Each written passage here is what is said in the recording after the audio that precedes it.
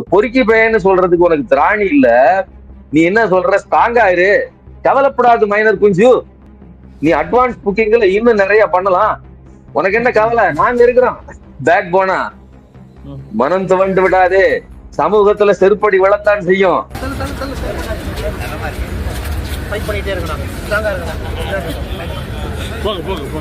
அப்போ எவ்வளவு பெரிய பொறுக்கித்தனத்துக்கு ரெக்கக்னைசரை இந்த சீமான் தேடுகிறார். அந்த ரெக்கக்னைசனை இந்த அண்ணாமலை கொடுக்கிறார்.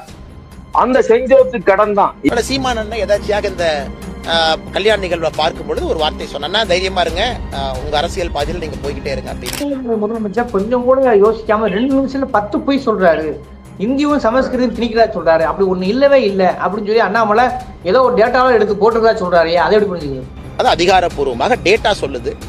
அதை எடுத்து சொல்லும் பொழுது எம்பிக்கள் எல்லாம் கோஷம் போட்டு வெளியே போறாங்க. சோ பாராளுமன்றத்தில் திராவிட முன்னேற்ற கழகத்தினுடைய எம்பிக்கள் உண்மையை கேட்பதற்கு தயாரா இல்லை.